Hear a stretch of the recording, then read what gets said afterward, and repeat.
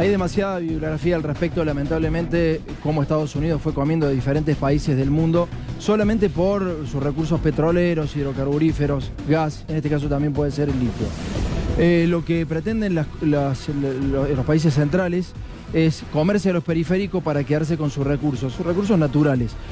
Ha pasado en todos los países, no estamos descubriendo absolutamente nada nuevo. Lo que hay que tener en claro es que esto es así, lamentablemente, esta es la realidad. No se trata de complot que nunca pudieron ser probados. Hoy vas a ver un documento exclusivo que fue retirado por el Estado norteamericano hoy mismo, después de que mucha gente se nutrió de esto, sobre todo en Estados Unidos. Un documento que anticipaba con 30 días, antes de que se diera el golpe en Bolivia, anticipaba claramente quiénes iban a ser los actores y el golpe que se iba a dar en Bolivia. Sí, escuchaste bien, un documento en Estados Unidos anticipaba qué iba a pasar en Bolivia con 30 días de anticipación. Y lo vas a ver acá, en ADN, en un ratito nada más. Pero es importante poner en contexto lo que vas a ver en un rato. Evo Morales en algún momento decía que Estados Unidos estaba detrás de los golpes en América Latina. Y a él ya lo habían amenazado. Fíjate lo que decía Evo hace unos años, 2014, dale.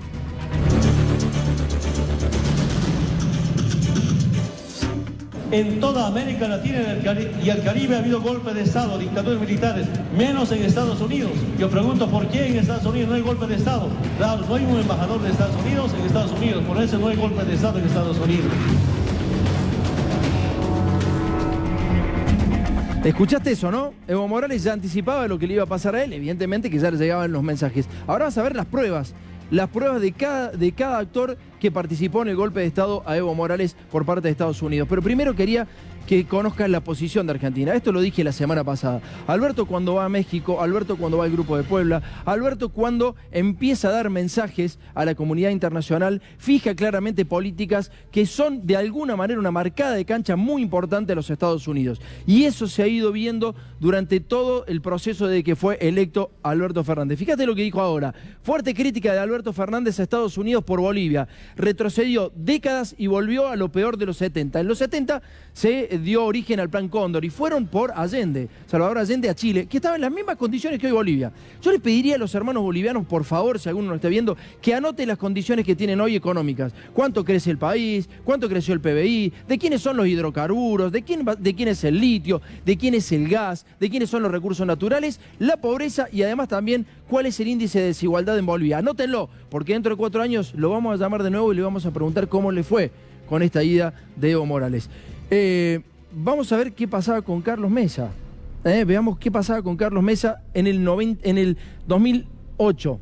Octubre de 2008, en los Wikileaks. Estos son los cables que mandaban las embajadas a Estados Unidos, al Departamento de Estado. Carlos Mesa dice ahí básicamente que va a ser la campaña anticonstitución. Y además, una campaña agresiva, anticonstitucional, y además era el encargado justamente de sacarlo a Evo Morales, de darle a Evo Morales, de socavarlo a Evo Morales. Estos eran los Wikileaks que llegaban acerca de Carlos Mesa y Evo Morales. Carlos Mesa era el actor principal para los Estados Unidos dentro de Bolivia para quedarse con los hidrocarburos, para quedarse con los recursos naturales. En aquel momento, en el 2008, fue el primer intento de golpe a Evo Morales y trascendían los Wikileaks. Ahí Estados Unidos estaba viendo de qué manera entrarle y Evo Morales le marcaba la cancha de la manera en que viste. Y ahora vas a ver el sitio de Estados Unidos que hoy lo levantó el propio país.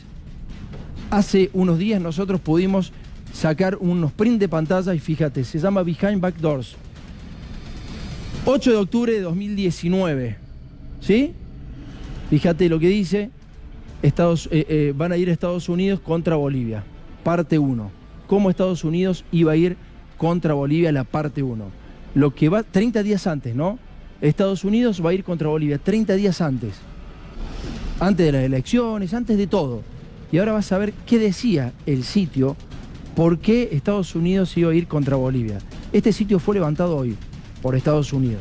Anticipó hasta los actores, los momentos en que iba a entrar cada uno en este golpe de Estado que fue pergeñado por Estados Unidos en Bolivia. Dale.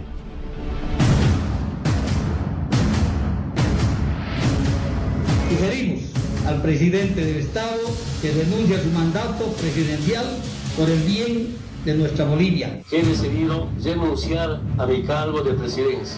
El 8 de octubre pasado, es decir, 12 días antes de las elecciones que ganó Evo Morales, el sitio norteamericano Behind Back Doors, que difunde informes de inteligencia, publicó detalladamente lo que sucedería en Bolivia durante los días siguientes. Bajo el título Estados Unidos contra Bolivia, el sitio norteamericano advertía que Estados Unidos estaba desarrollando un golpe que ya tenía fecha de explosión, finales de 2019.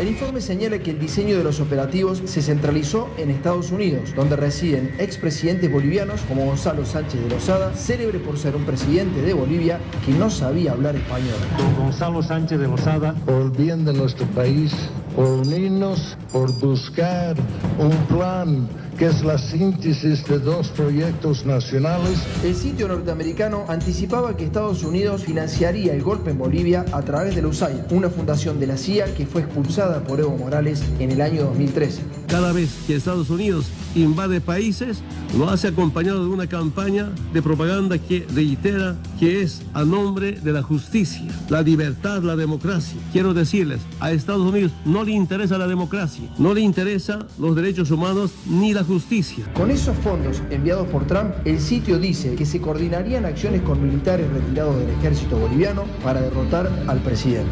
En mi calidad de presidente de la Asociación de Suboficiales, Sargentos, Cabos y Policías, quiero declarar públicamente motín político.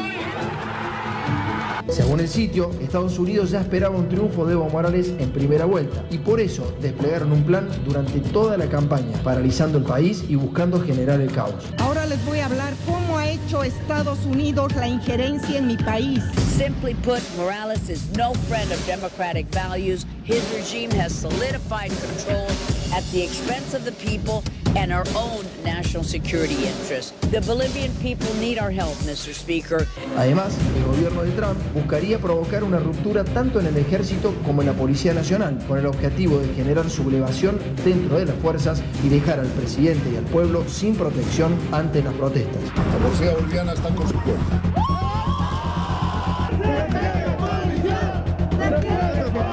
Mientras tanto, el sitio dice que el candidato opositor, Carlos Mesa, se reunió en 2017 con funcionarios de la embajada norteamericana. La reunión fue secreta, pero después tuvo que admitirla porque trascendieron todas las grabaciones.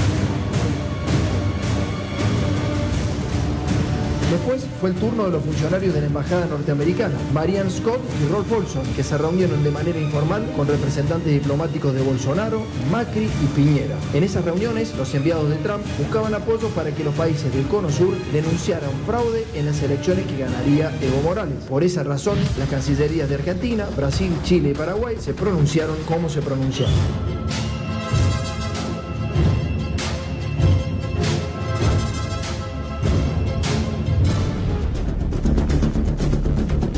Parece increíble. Por favor, Jorge, mostrame de nuevo el paño donde sale Behind Back Doors. Por favor, el portal de sitio, el que vimos hace un rato.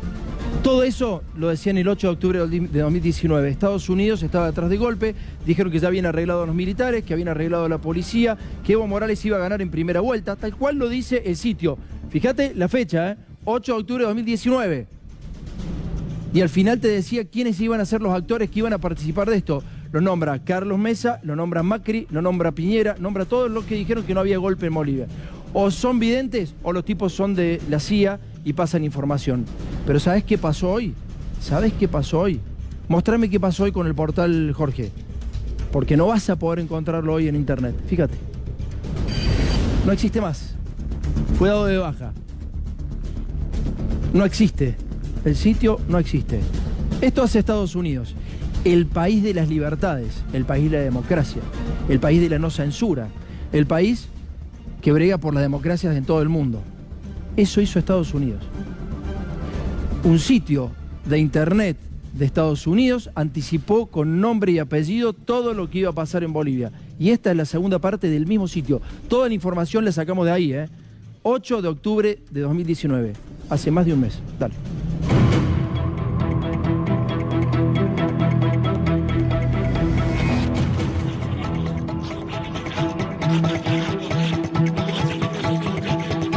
Pero volvamos a los preparativos. Alternativos. El 8 de octubre, el sitio de inteligencia Behind Backdoors publicó que los Estados Unidos se habían jurado la caída de Evo Morales. If we don't pay attention to Bolivia, it will soon become another Cuba, another Venezuela. Es más, el mismo sitio de inteligencia dice que la CIA contactó a líderes religiosos evangelistas para canalizar el envío de fondos a los golpistas. La Biblia está volviendo al Palacio de Gobierno. Nunca más volverá la Pachamama. Bolivia es para Cristo. Padre eterno, en el nombre de Jesús, te damos las gracias, Señor, porque tu palabra se ha cumplido. La escalada de conspiración norteamericana se desarrolló en 3 etapas. La primera fue la de la preparación política, asegurando el fortalecimiento del candidato Mesa y erosionando la figura de Evo Morales a través de los medios y de las redes sociales.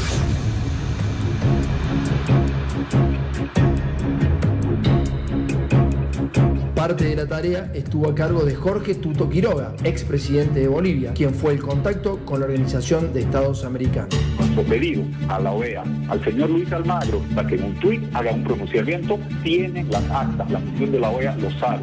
Publíquenlas, disemínenlas, muéstrenle al mundo que en Bolivia Evo Morales no tiene mayoría, que habrá segunda vuelta y liberaremos a Bolivia del minimaduro boliviano que es Evo Morales. La idea del plan que entregó Estados Unidos fue llegar a las elecciones con el país paralizado y por eso organizaron un paro general el 10 de octubre.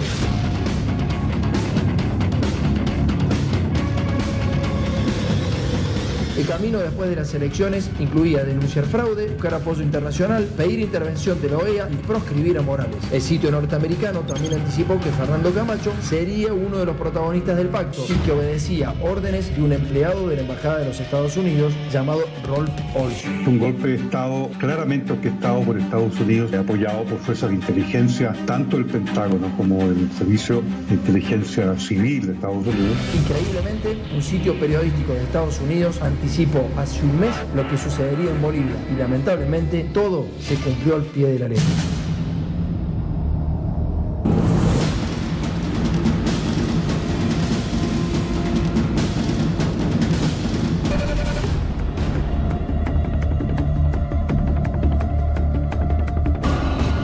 Como en Estados Unidos levantaron el sitio, nosotros mañana vamos a publicar esto en el sitio ADN TV, el sitio oficial de nuestro Facebook. Lo vamos a publicar en nuestros Twitter para que veas verdaderamente lo que pasaba el 8 de octubre. El 8 de octubre te decían con nombre y apellido qué iban a hacer en Bolivia los norteamericanos. ¿Quién es Camacho? Es el líder opositor que supuestamente surge de la nada. Es el líder opositor que supuestamente representa al pueblo. ¿Un tipo del pueblo? ¿Un tipo del pueblo que está en los Panama Papers? ¿Ese es un tipo del pueblo? En los Panama Papers siempre están los grandes empresarios que tienen conexiones con... ¿Con quién tiene conexiones? La gente que está en general en los Panama Papers. ¿Dónde tienen empresas? Por favor, esto es para pensarlo. Tenemos que pensar qué nos está pasando. ¿Y sabes por qué? Porque en un ratito vamos a hablar qué nos puede pasar a nosotros. Que le pase a Bolivia, quizás no te preocupe. ¿Y qué pasa si esos intereses están acá también? Vaca Muerta, y te lo mostramos al comienzo de este año, es tremenda la cantidad de millones de dólares que hay debajo de esa tierra. Tremenda la cantidad de millones de dólares que hay en hidrocarburos, lo mismo que en Bolivia. ¿Y entonces qué? Cuando nos toque a nosotros no vamos a saber quién es. ¿Qué son las fuerzas del destino? ¿Quién es el que está detrás de todos estos movimientos sociales? Lo que vas a ver ahora te lo publicamos hace 2 años. Los dirigentes políticos que responden a Estados Unidos, que son financiados por Estados Unidos a través de fundaciones. Hay 3 fundaciones. Una la explicaba Ronald Reagan perfectamente. La CIA financia a USAID, la CIA financia a NED y la CIA financia a RAP. Dentro de la RAP, en la Argentina, están casi todos los dirigentes políticos. Repasalos, míralos. Fíjate quiénes son para cuando cada una de esas personas hablen, sepas quién les garpa. Esto te mostrábamos hace 2 años, anticipándonos a lo que pasaría hoy. Dale. La Fundación Red de Acción Política, más conocida como RAP, es la organización financiada por grandes multinacionales norteamericanas para ejercer lobby en distintos países de Sudamérica. De esta forma, Estados Unidos maneja los destinos de nuestro país sin necesidad de apoyar a gobiernos militares como en el siglo XX. La RAP es el brazo local de la National Endowment for Democracy y su misión es legitimar las políticas pro-norteamericanas. La National Endowment for Democracy es una vitrina legal de la CIA, por la cual se llegó a realizar golpes de Estado como los ocurridos en Honduras, Haití Haití, Venezuela y Ucrania. ¿Quién es el nexo de la RAP en otras partes del mundo? Una de las organizaciones internacionales que financia la RAP aquí es la ANED. La ANED es conocida y fue denunciada en distintos países de Sudamérica como la pata democrática de la CIA. Se hacen llamar democráticos, pero lo que hacen es articulan golpes blandos contra gobiernos democráticos de América Latina. En Ecuador, Venezuela, Brasil se la ha denunciado como una organización que financia ONGs o incluso periodistas para presionar y desprestigiar. La organización madre de la RAP es la ANED, creada en 1983 por el gobierno de Estados Unidos para formar políticos de acuerdo a sus propios intereses y necesidades. Ya no se necesitaría de la CIA ni de los golpes de Estado para influir en Sudamérica. It's good to have you all here to help celebrate the launching of a program with a vision and a noble purpose. The National Endowment for Democracy. This program will not be hidden in shadows. It'll stand proudly in the spotlight, and that's where it belongs. We can and should be proud of our message of democracy. En Centroamérica y en algunos países de América del Sur, ya nadie duda de que una de las organizaciones que le sirvió a Estados Unidos para blanquear las actividades ocultas de la CIA en otros países es justamente la ANED. La ANED apoyó y financió movimientos de desestabilización contra gobiernos en todo el mundo que no se alinearan con los intereses de Estados Unidos. Para eso, recibe instrucciones y financiamiento del Departamento de Estado norteamericano, de otra organización similar llamada USAID, de la propia CIA y del Departamento de Defensa. National Endowment for Democracy es el brazo financiero de la CIA, como en Venezuela, como en Bolivia, financia grupos para que educación en democracia le hace desestabilizar al gobierno. Si a los hondureños nos hubieran dejado arreglar nuestros problemas solos, yo creo que hubiéramos llegado a acuerdos pacíficos. El problema es que se metieron fuerzas extranjeras en... We know about the National Endowment for Democracy. Really, that's kind of heir to what we used to call the Covert Action Staff, CIA. They fund all kinds of people who do color revolution type things, okay? ¿Usted cree entonces que sin la ayuda extranjera hubiera sido imposible el golpe de Estado en Honduras? Totalmente imposible. Ellos eran los que estaban promoviendo directamente todo ese proceso de detener los cambios sociales. Por este tipo de acciones, algunos países decidieron expulsar a estas organizaciones, como hizo Rusia con la ANED o Bolivia con la USAID. Hemos decidido expulsar a USAID de Bolivia. Nunca más USAID que va manipulando. Eso te lo mostramos hace 2 años. Eso es lo que nos está pasando. Y por eso ahora vamos a hablar también de qué nos puede tocar a nosotros. Hemos traído al doctor en ciencias políticas y además doctor en geopolítica, el señor Portillo. ¿Cómo anda? ¿Qué tal? Fornillo. Bruno. ¿Cómo anda? ¿Bien? Bien, muy bien. Bruno, en un ratito te vamos a preguntar a ver qué opinás de todo esto que está pasando y por qué se está buscando de Bolivia. ¿Puede ser? Ok. Dale. Pablo, ¿cómo estamos? Buenas noches. ¿Cómo te va, Tomás? ¿Bien? ¿Bien? La verdad que viendo el informe, que es clarísimo, es tan obvio todo esto que sorprende que volvamos a Latinoamérica y los procesos populares vuelvan a tropezar con la misma piedra. Porque es muy obvio. Ariel, buenas noches. Buenas noches, Tomás. ¿Cómo estás? Muy bien. ¿Cómo estamos, Jorge? Buenas noches. ¿Cómo estás, Tomás? Bien. Bueno, lo primero que pienso es, por un lado, en la vuelta del peso de los militares en muchos gobiernos de América Latina, están sosteniendo gobiernos o expulsando gobiernos, como vemos el caso de Bolivia. Y el otro tema es un cambio de ciclo que algún politólogo como Mariano Fraschini señala. Después del ciclo de gobiernos de centro-izquierda en la primera década del milenio, el ciclo de la oleada neoconservadora, que fue breve, y ahora habría un ciclo donde los que son interpelados son los gobiernos, tanto en Chile o en Ecuador, como también en Uruguay, donde podría perder la centroizquierda, en Argentina, donde Macri perdió.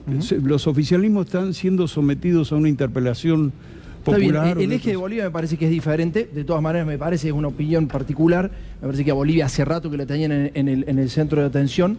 Evo Morales lo venía denunciando hace mucho tiempo y también lo denunciaba Rafael Correa. ¿Cómo andas, Eduardo? Buenas noches. Un gusto. ¿Cómo va, Tomás? ¿Fue un golpe o no fue un golpe esto? Fue un golpe totalmente premeditado. Pero vos sabés que siempre aprendo con tus informes y estaba buscando acá. Vos mostrás un Wikileaks donde habla que Carlos Mesa era un hombre de los Estados Unidos. Sí, señor. Y los Wikileaks más o menos se dieron a conocer en el 2010, 2011, ¿no? Sí. Más o menos. ¿Qué error que cometemos, ¿no? Correa, que no hace lo de Evo Morales, cumple con la Constitución, lo pone a Lenín Moreno y mirá cómo le fue.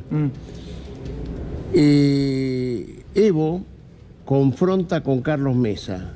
Y vos sabés que Carlos Mesa era un jubilado político en el 2006, después que deja su presidencia de 2003-2005, y el que lo vuelve a la política es Evo Morales. Pero lo peor es que vos me estás mostrando algo del 2009-2010, y Evo lo vuelve a la política en el 2014, que lo hace vocero de la causa más importante que tiene Bolivia, que es la salida al mar.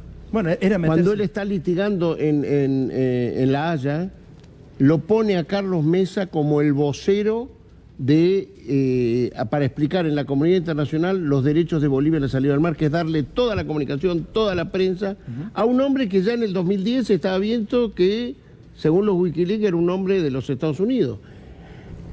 A ver, lo que quiero decir es, muchachos, hagamos autocrítica también nosotros, porque... ¿Pero qué podría hacer Evo? A ver, si vos ¿Pero a vos no te sabés, parece si vos que podés resucitar a un tipo que vos lo tenés del 2010 prejuiciado? ¿Y cómo sabes que responde Estados Unidos? Pará, ¿Cómo sabes? Tomás, lo que está diciendo Eduardo es ojo con comerse la curva de que la grieta es subsanable. Claro, está bueno eso. Eso también es cierto. Ojo, Cierto. hay proyectos de país. Es que si en el 2010,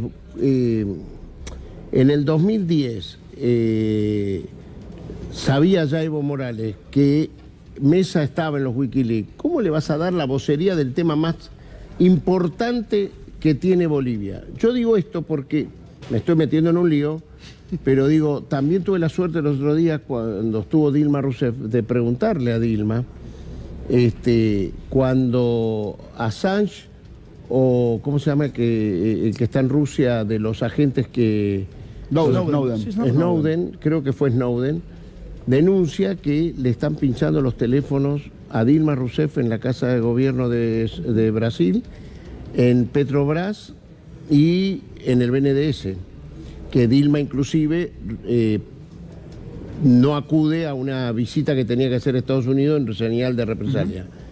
Pero hicimos eso y nada más, y te siguieron haciendo espionaje, y terminás como terminás.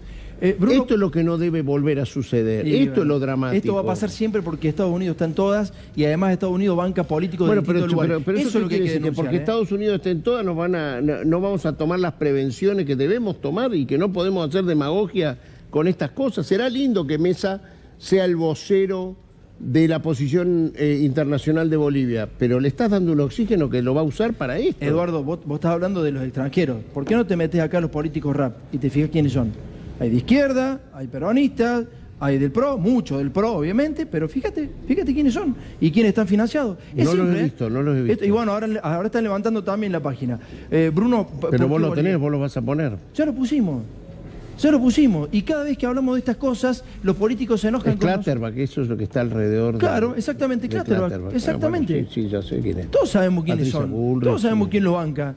Laura Alonso. Hay algunos hay algunos que suenan como funcionarios del próximo gobierno. Bueno, por eso digo, a ver, no importa. Yo digo, a ver, tire el nombre, aprovechemos que estamos acá. No hagamos una cacería de brujas. Lo único que tiene que hacer la gente es buscar en ese sitio de internet y buscar las vinculaciones de la RAP con lo que acabamos de mostrar. Chicos, no es cacería de bruja prevenir que no te hagan lo mismo que le han hecho a Bolivia. Pero si eso no lo sabe el máximo dirigente de un espacio, bueno, es un problema ya del dirigente, no nuestro. Bruno, ¿por qué Bolivia? ¿Por qué Bolivia? Bueno, a ver, hay una cuestión que a mí me parece que es fundamental, que es que efectivamente Estados Unidos, nosotros sabemos, procura tener una injerencia de gran escala en nuestro subcontinente y todo eso enmarcado dentro de lo que es la tensión geopolítica entre China y Estados Unidos a gran escala. Y efectivamente hay una serie de gobiernos que no se alinean con su política exterior y en función de eso sí tratan de tener la mayor injerencia posible y eventualmente, obviamente, si es posible, derrocarlos. Sí. Ahora bien, me parece que hay un punto en Bolivia que tenemos que prestarle cierta atención, que es el siguiente. En el año 2008, evidentemente hubo una azonada bastante similar y una acción de la media luna de grandísima escala, copando los departamentos, y en ese momento sí el evismo tuvo una capacidad de reacción de grandísima escala. Sí. En ese mismo momento echó al embajador de Bolivia. Recuerdan que había sido muy pocas las veces que un país se había atrevido a echar a un embajador de Estados Unidos. Habían sido muy pocas las veces que un país se había atrevido a echar a un embajador de Estados Unidos. Y a su vez, la relación con las organizaciones sociales era absolutamente sólida, al punto tal de que sitiaron Santa Cruz, tuvieron una presencia muy determinante en Tarija, se militarizó Pando, y eso logró realmente derrotar a la Media Luna y logró que el levismo ganase una hegemonía de grandísima escala, a diferencia de lo que sucedía incluso en otros países del subcontinente, como el nuestro en particular. Contemos qué es la Media Luna en Bolivia. La Media Luna son los departamentos que componen Tarija, Santa Cruz, Beni y Pando. La Bolivia Blanca. La Claro. Bolivia Blanca, Claro. llamémosla así. El oriente boliviano. El oriente boliviano, perfecto. A partir de ahí, la hegemonía del levismo fue realmente muy significativa. Ahora, una cosa que nos preguntamos es qué pasa que de repente hubo un cierto desmoronamiento. Ahora bien, yo no sé si situaría el eje simplemente en Bolivia en la política de cúpula, en la alta política, sino también habría que rescatar la gran capacidad social que existe en Bolivia y la gran cantidad de organizaciones sociales muy fuertes que existen en Bolivia. Porque si algo diferencia a ese país de otros, es que efectivamente hay organizaciones sociales como la Central Obrera Boliviana, como los campesinos, como la Confederación de Campesinos, como la FEJUVE Alteña, como la Confederación del Oriente Boliviano Indígena, fundamentalmente, que tiene una capacidad organizativa y de acción tremendamente fuerte, que es similar incluso a lo que sucede en Ecuador, y que es capaz, de alguna manera, de anteponerse a las fuerzas más reaccionarias, incluso militares. Entonces, es cierto, eso es importante rescatarlo, porque hoy leí un artículo del diario El País que era verdaderamente tremendo. Decía que la policía se había sacado las banderas de la huipala de sus uniformes, lo había tirado al piso, y que, bueno, cuando entra justamente Camacho a la Casa de Gobierno y dice ahora es la Biblia y no es más la huipala, bueno, es un eso en muy Bolivia no puede durar. tremendo, Eso en Bolivia, cachivaches de ese estilo, en la historia de Bolivia hay unos cuantos, eso en Bolivia no puede durar. Es por eso que muy posiblemente quien venga difícilmente logre hacer pie de una manera firme en el transcurso de los próximos tiempos. Bien, y respecto a los recursos naturales de Bolivia, contame qué recursos puede buscar Estados Unidos en Bolivia, qué nos puede pasar a nosotros, porque también la provisión de gas que tenemos de Bolivia, ¿qué nos puede ocurrir a nosotros? Bueno, efectivamente hay una búsqueda. Bolivia tiene la principal reserva de litio del mundo, Bolivia tiene recursos naturales en la minería, gasíferos, etcétera, pero me da la impresión de que si bien quiere tallar ahí de manera determinante por los recursos que posee, de todos modos hay un punto que tiene que ver con la geopolítica global y con el tablero global en relación a los diferentes países de América Latina. No es lo mismo si Argentina aparece como un país solitario en el medio de un mar de reacciones de los otros países, básicamente de Bolsonaro a la cabeza, que si de repente se genera una suerte de alianza relativamente fuerte entre una restauración progresista, obviamente. Bueno, ¿no? y eso es lo que están evitando. Y eso sí, efectivamente, Estados Unidos todo el tiempo sabemos que eso lo quiere evitar. Bueno, pero está muy claro eso, y está muy bueno que lo digas. Vamos a ver un tape ahora. Está bueno que lo digas. Que lo digas vos, que sos especialista en esto, que lo has estudiado. Porque justamente lo que vamos a ver ahora es el relato de Alberto Fernández desde que fue presidente electo hasta hoy, respecto al discurso de cómo intenta de alguna manera formar una base sólida de países latinoamericanos, sudamericanos, que sean progresistas, que vayan al frente y que pongan de alguna manera una marcadita de cancha. No es que acá estamos hablando de Nicolás del Caño, no es que son la izquierda acérrima, no, esto es básicamente tratar de tener un poco más de poder frente a las grandes potencias. Esto es lo que hizo Alberto Fernández desde que fue presidente electoral.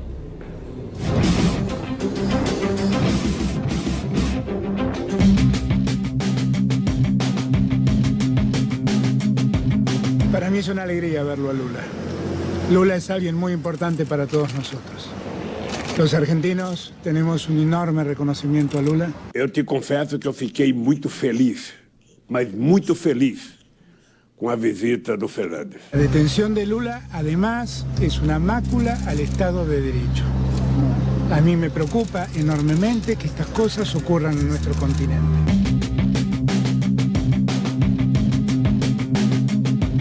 Andrés Manuel López Obrador recibe al presidente electo de Argentina, Alberto Fernández. Hablamos del continente y la preocupación que tenemos por lo que sucede hoy en Ecuador y en Chile. Lo que más siento con el presidente es que tenemos una comunión de ideas y de conceptos sobre cómo ver el mundo y cómo ver lo que le pasa a nuestros países y a nuestro continente.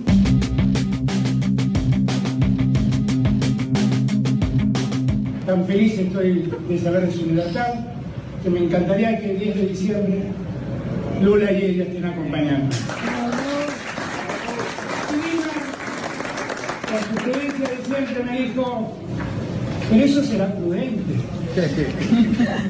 Miren, estar del lado de los injustamente perseguidos es lo que debemos hacer. Lo que vamos a hacer es levantar la copa.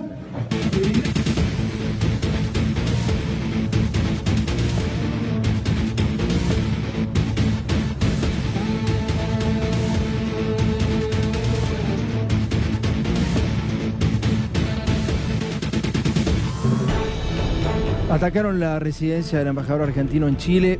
Los chilenos la verdad que la están pasando muy pero muy mal hace mucho tiempo, no se lo ha escuchado. Esta es la reacción, habla el presidente de Chile, Piñera. Esto no es suficiente. Esta grave situación de violencia y de delincuencia atenta severamente contra nuestra democracia, contra nuestro Estado de Derecho y sobre todo atenta, vulnera las libertades y los derechos de todos los chilenos, pero muy especialmente de los más vulnerables y de nuestra clase media necesitada. Estos son tiempos de unidad, son tiempos de grandeza. Eso es lo que todos nuestros compatriotas nos piden y con tanta razón. Por eso tenemos que hacernos el firme propósito de que esta situación tiene que terminar y tiene que terminar ahora. Y tomar plena conciencia de que eso depende del esfuerzo y del compromiso que pongamos cada uno de nosotros. Todas las fuerzas políticas, todas las organizaciones sociales, todas las chilenas y chilenos de buena voluntad, tenemos que hoy día unirnos en torno a 3 grandes, urgentes y necesarios acuerdos nacionales. Primero, un acuerdo por la paz y contra la violencia, que nos permita condenar en forma categórica y sin ninguna duda una violencia que nos ha causado tanto daño y que también condene con la misma fuerza a todos quienes, directa o indirectamente, la impulsan, la avalan o la toleran. Segundo, un acuerdo por la justicia, para poder impulsar todos juntos un robusto o una robusta agenda social que nos permita avanzar rápidamente hacia un Chile más justo, un Chile con más equidad y con menos abusos, un Chile con mayor igualdad de oportunidades y con menos privilegios. Y tercero, un acuerdo por una nueva Constitución, dentro del marco de nuestra institucionalidad democrática, pero con una clara y efectiva participación ciudadana, con un plebiscito ratificatorio para que los ciudadanos participen no solamente en la elaboración de esta nueva Constitución, sino que también tengan la última palabra en su aprobación y en la construcción del nuevo pacto social que Chile necesita. Quiero decirlo con toda claridad. Desde el primer día, nuestro gobierno ha hecho todos los esfuerzos posibles por escuchar a la gente, con atención, con humildad, con comprensión, y también por buscar acuerdos con todos los sectores, con buena voluntad, con capacidad de diálogo y con flexibilidad, porque estamos absolutamente convencidos que debemos y tenemos que impulsar todos juntos estos 3 grandes acuerdos. El acuerdo por la paz, el acuerdo por la justicia y el acuerdo por una nueva Constitución. La grave situación que vive nuestro país desde hace ya casi 4 semanas exige y con urgencia dejar de lado todas las pequeñeces, dejar de lado todas las miserias, actuar con la grandeza, la generosidad y el patriotismo que las circunstancias nos exigen para poder concretar estos 3 grandes acuerdos que tanto necesita y tan fundamentales son para que Chile pueda reencontrarse con su futuro y para que las familias chilenas puedan encontrarse con la paz y puedan vivir sus vidas con libertad y con seguridad. Tenemos que empezar con el acuerdo por la paz. Y aquí todos y cada uno de nosotros tiene que asumir sus responsabilidades. Porque sin paz y con un país que sufre la violencia que hemos sufrido en las últimas semanas, el acuerdo por la justicia y el acuerdo por la nueva Constitución no van a poder avanzar ni llegar a buen puerto. Igual como no toleramos ninguna violación a los derechos humanos, tampoco toleramos ninguna impunidad frente a delitos que reflejan tanta maldad y que han causado tanto daño a tanta gente durante tanto tiempo. Por esa razón, he instruido al Ministerio de Interior y Seguridad del Estado y Seguridad Nacional que mañana presente querellas por la Ley de Seguridad del Estado contra aquellas personas que han incitado o que han promovido o que han fomentado o que han participado en la comisión de los graves delitos que hemos conocido durante esta jornada. Llamo a todos mis compatriotas, a todos los chilenos y chilenas, a unir nuestras voluntades, a unir nuestros corazones para lograr un acuerdo por la paz, por la justicia y por una nueva constitución para Chile. Que Dios bendiga a Chile, que Dios bendiga a todos los chilenos y chilenas. Muchas gracias y buenas noches. Bien, el presidente Sebastián Piñera entonces. No responde absolutamente nada el presidente chileno. Son las 10 de la noche, el mismo horario que acá. 10 de la noche, 10:37, 10:38 de la noche. El tipo salió a hablarle a la población. Está muy caldeado también Chile. Es impresionante las similitudes de las sociedades, cómo están en ebullición, lo que decía recién Jorge Alperín. Por distintos motivos, obviamente. Una con el apoyo de Estados Unidos desde hace mucho tiempo viviendo bajo ese régimen, y en el caso de Bolivia totalmente diferente con la intervención. ¿Qué viste acá, Eduardo? No, me sorprende todavía la ceguera de Piñera, ¿no? Porque en el medio de que lo que él iba hablando de las 3 propuestas era que había agregado más violencia en las calles, cuando de lo que se trata es de dialogar con los que están en las calles. Está hackeado Piñera, yo no sé cómo va a salir. Bueno, pero lo que pasa es que está mirando otro canal. Acordémonos que el primer día pensó su mujer que eran alienígenas, él pensó que estaba en guerra y eran los propios ciudadanos chilenos. Frases que le No escuchamos, puede decir, O sea, no puede señalar contra quiénes las medidas que está tomando. No marca el enemigo. O sea, dice, no hay un grupo insurgente, un grupo terrorista, la infiltración extranjera. No, pero lo planteó el primer día. Que pero hoy no, ¿eh? Hoy lo está Es diciendo. cierto eso. Hoy y claramente no puede decir. No son puede. los propios ciudadanos. Sí. No está irritando a nadie. No está No buscando está a la hacer altura de la circunstancia, Piñera, de lo que le está pasando. No está. Pero podía decir un poco lo que habías puesto antes de que ir a Piñera. Alberto empezó, ni bien fue ungido precandidato, decidió ir a visitar a Pepe Mujica. La primer salida que él hace es ir a visitar a Mujica. Después, a las 2 semanas, dice, voy a saludar a Lula y a pedir el Lula libre. A la semana se traslada a Bolivia y se abraza con Evo. Lo apoya a Evo para esta elección y marcha a Perú a encontrarse con Martín Vizcarra, el presidente del Perú, e inclusive ahí le logra arrancar una gran definición a Martín Vizcarra, que quien coordina o es la figura más importante del Grupo de Lima, el grupo que supuestamente está, pero Vizcarra le dice a Alberto que jamás va el Grupo de Lima a avalar, o al menos Perú, una invasión a Venezuela. Claro. En el medio... El Grupo de Lima es la contracara del Grupo de Puebla. En el medio, Alberto es invitado por Andrés Manuel López Obrador, y el mismo día que está partiendo a México, lo llama el presidente Donald Trump. No, guarda, quiere decir que lo respetó. Alberto, planteando una política distinta de la que plantearía alguien cercano a Estados Unidos, el presidente Donald Trump toma una decisión, digo para los que se resfrían acá cuando estornudan allá, toma una decisión de romper la tradición diplomática argentina y estadounidense.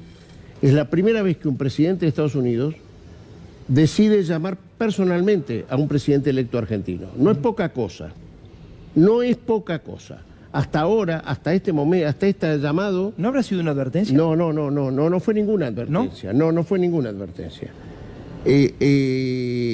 fue a favor de Alberto Fernández y de lo que estaba haciendo Alberto Fernández, pues estaba yéndolo a ver a Andrés Manuel López Obrador, no estaba yendo a ver a un amigo de Donald Trump. No, claro. Y él lo llama y le dice, presidente, yo he seguido su elección, lo quiero invitar a Estados Unidos cuando usted asuma en el propio mes de diciembre, y a su vez le quiero decir que hablé con el Fondo Monetario Internacional para que no estrangulen a la Argentina una vez que usted...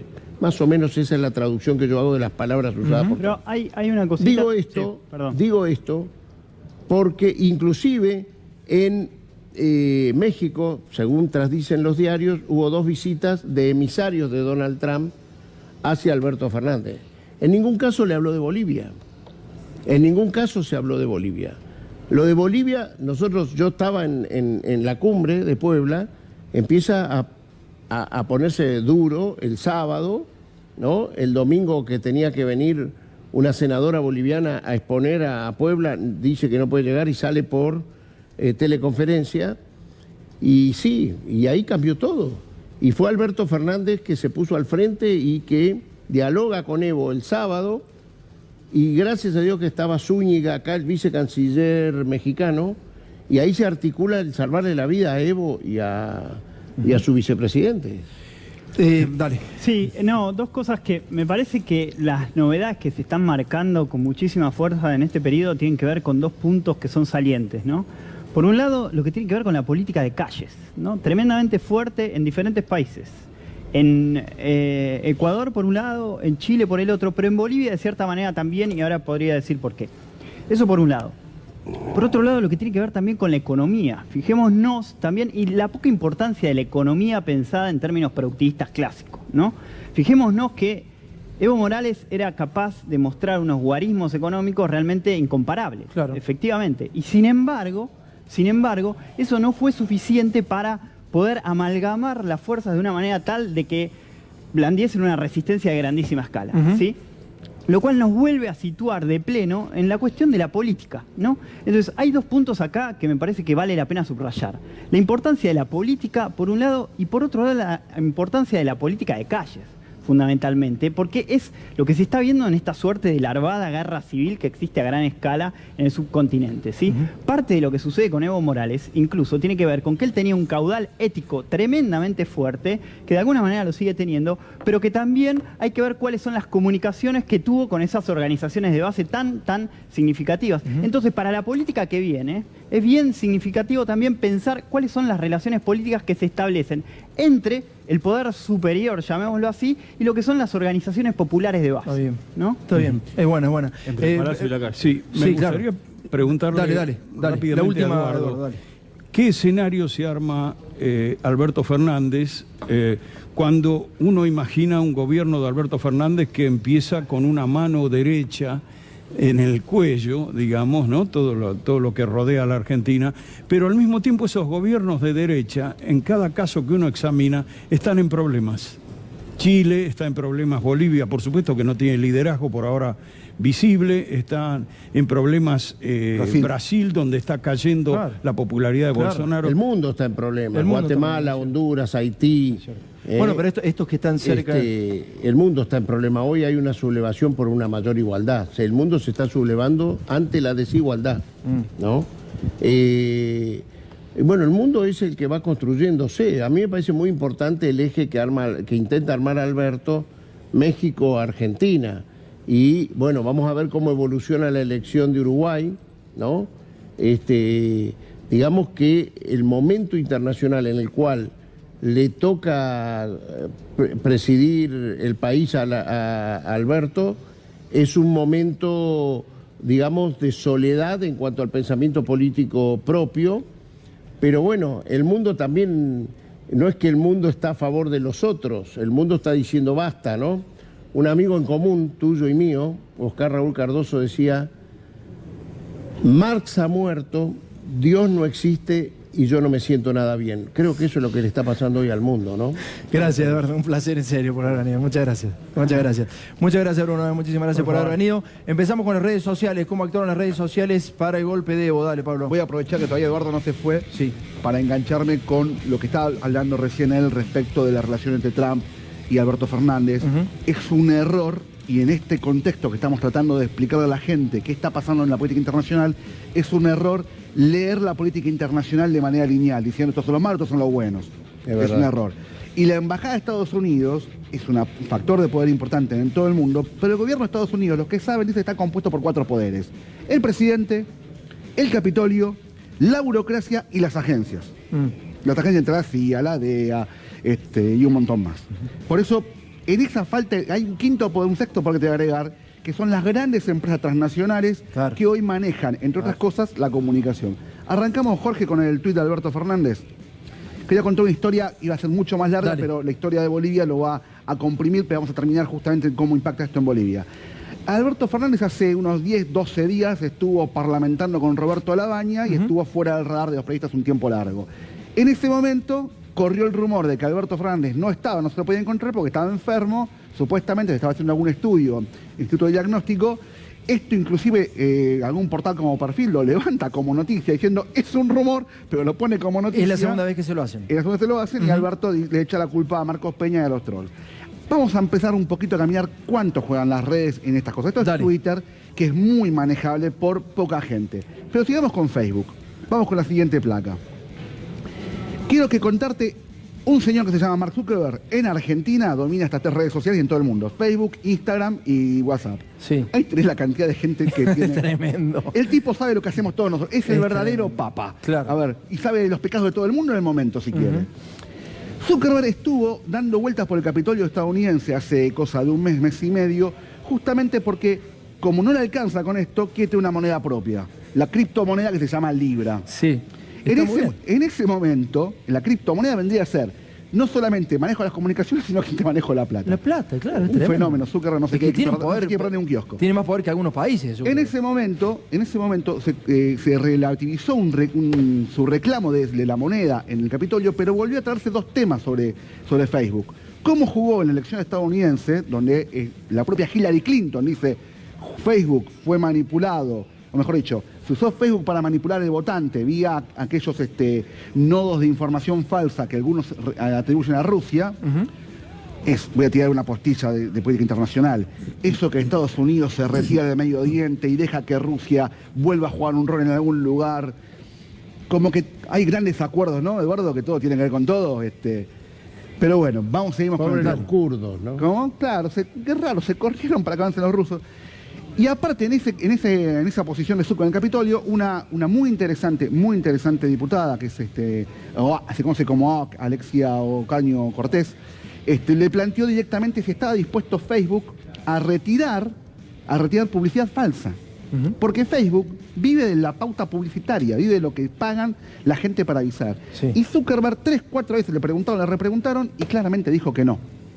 Que la publicidad falsa, que la propaganda falsa la va a seguir instalando. No dijo eso, dijo, la gente debería ser lo suficientemente inteligente para saber qué es cierto y qué es verdad y a qué político votar, qué político. Qué pedazo de cinismo. Yo creo que Elizabeth Warren, otra precandidata demócrata muy interesante, pautó de su bolsillo una noticia falsa en Facebook diciendo que Zuckerberg había financiado la campaña de Trump. Y la noticia corrió. Porque, en definitiva, el problema no es si es cierto o no. El problema es si está pagando a alguien o no para que la gente lo vea. Claro, exactamente. Todo esto, que merecería un análisis más claro y más largo, justo aparece Bolivia y yo quería aprovechar también contar por qué es importante que pensemos y miremos las redes sociales como un factor de poder antes de como una red social. Esto que estamos saliendo ahora, vamos a ver 3 o 4 grupitos de Facebook, algunos creados hace 8 o 10 días, en los cuales lo que se trabajó básicamente es fake news y tormentas de odio sobre los masistas, que en Bolivia son los simpatizantes del MAS, de la fuerza del presidente, sobre Evo Morales. Es terrible. Y aparte está pasando algo en Facebook vinculado con la pauta publicitaria. Cuando una estrategia de pauta publicitaria hace que el que pauta diga yo quiero que lo vea este, la verdad no importa si lo vio mucha gente o poca gente. No, sigue a donde tiene que llegar. Donde tiene que llegar. Claro, entonces vos vas a ver qué hay. Siguen varios grupos, está el grupo Generación 21F, este grupo 21F, hay mucho el 21F en Bolivia, vinculado que fue la fecha del plebiscito, en el cual no pasó la reelección de Evo Morales. Huele a masista, es hermoso porque destila odio desde su primera página. Otro que dice yo no voto al MAS. Y el último que vamos a ver, y esto arrancó en las redes sociales, yo diría que arrancó en las redes sociales antes que arranque en la gente, apareció un video en el cual se cortaba la huipala es la bandera del Estado Plurinacional de Bolivia, Sí, señor. del escudo de la policía. Este video apareció, yo lo vi cronológicamente, apareció antes que aparecieran después policías en serio haciendo esto. Fíjate vos como alguien trabajando en una red social, una idea, ahí vas a ver, en este video se ven deditos, tijera y escudo.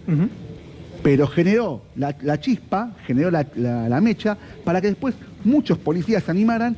Y fíjate lo importante que es también una red social como un factor de poder. Ojo, que cuando un Estado está inestable, porque los volúmenes de a favor y en contra son muy parejos, influir sobre 4 o 5% de la población claro. con redes sociales te determina un golpe de Estado. Señores, nos estamos yendo a la tanda y vamos a escuchar después un análisis clarísimo, lúcido, de Jorge Halperin respecto a las últimas elecciones. ¿Cuántos financiaron a Mauricio Macri y al resto? Vas a ver la diferencia tremenda que hay entre uno y otros. Dale. Muy difícil salir hoy de la agenda y ahora sí le damos su lugar a Jorge Halperin, que traía una columna brillante para abrirnos los ojos lo que pasó en la última elección entre Mauricio Macri y el resto de los partidos. Jorge, dale. Sí, hablemos de dinero, de círculo rojo, dinero y política. Para los que se decepcionaron porque el triunfo de los Fernández frente a Macri tuvo una diferencia de no más de 8 puntos, les tiro este dato.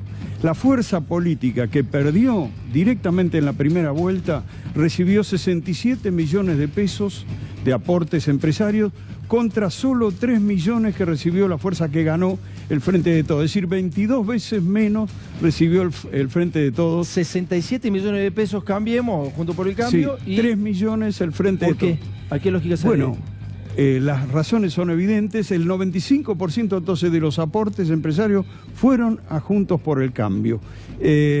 Lo que pasó es que patrones del campo, banqueros, empresarios de minería, empresarios de empresas energéticas y millonarios concentraron todos los aportes en ellos. Incluso las empresas contratistas del Estado, que tienen prohibido expresamente aportar a la campaña, eludieron esa prohibición mediante pagos que hacían holdings, otras firmas de ese holding. Qué lectura clara que está haciendo respecto a quién le convenía que ganara Macri, digamos, ¿no? Y eso que se hizo una ley este año, en abril, para el financiamiento empresario que permitía a las empresas y prohibía a los sindicatos aportar. Ajá, mira vos. Y con todo eso perdieron, no pudieron. Ahora bien, muy republicano todo.